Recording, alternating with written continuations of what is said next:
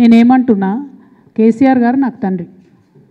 వారికి నేను అంతరంగికంగా రాసినటువంటి ఉత్తరాన్ని బయటపెట్టి మొత్తం పార్టీలో జరుగుతున్న అంశాలన్నీ బహిర్గతం చేసింది ఎవరు? ఇయాల ఆ అంశాలన్నీ బహిర్గతం చేసి నన్ను మాట్లాడడానికి ఫోర్స్ చేసి ఇప్పుడు మళ్ళీ దాని చుట్టూ ఇట్లాంటి డ్రామాలు ఆడుతున్నటువంటి వాళ్ళు ఎవరు? ప్రజలకు కూడా తెలుస్తుంది తప్పకుండా.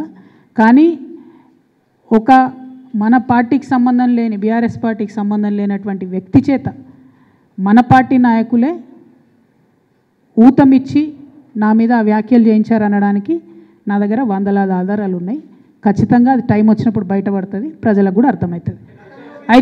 అయితే ఇంపార్టెంట్ ఇష్యూ ఇక్కడ బీసీల ఇష్యూ. దయచేసి రేపటి నుంచి ఖచ్చితంగా 72 గంటలు దీక్ష చేయాలనేటటువంటి ఉక్కు సంకల్పంతో మేమందరం ఉన్నాం.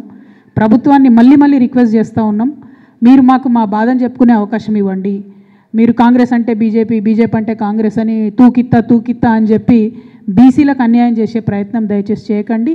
మాకు 72 గంటలు మాట్లాడే అవకాశం ఇవ్వండి. మేము అక్కడ కూర్చొని సత్యాగ్రహం చేస్తాం, మా బాధలు చెప్పుకుంటాం, అంతకుమించి మేము చేసేది ఏం లేదు. దానివల్ల కేంద్ర ప్రభుత్వంలో కదలిక వస్తే శాశ్వతంగా మన ముందు తరాల బీసీ బిడ్డలకు అందరికి కూడా లాభం జరుగుతుంది. ఆ అంశాలని దృష్టిలో పెట్టవలసింది నేను కోరుతా ఉన్నాను. అట్లానే నిన్నగాక మొన్న నా మీద విచిత్రమైన వ్యాఖ్యలు చేసినటువంటి వ్యక్తి కూడా రాష్ట్ర వ్యాప్తంగా ఉన్న నాయి బ్రాహ్మణులను కించపరిచే విధంగా మాట్లాడితే అన్ని జిల్లాల్లో ఉన్న నాయి బ్రాహ్మణ సోదరులు కూడా ఇవాళ అగ్గి రగులుతున్నటువంటి సంగతి కూడా మీకు తెలుసు. వాళ్ళు కూడా ముందుకు వస్తారు. రేపటి నాడు దీక్షల్లో కూడా వాళ్ళందరినీ కూడా పెద్ద ఎత్తున పాల్గొనేలాగా మేము ప్రోద్బలం చేస్తూ ఉన్నాము. అల్టిమేట్గా ప్రజాస్వామ్యంలో చాలా డీసెంట్గా మా నిరసన తెలియజేస్తాము.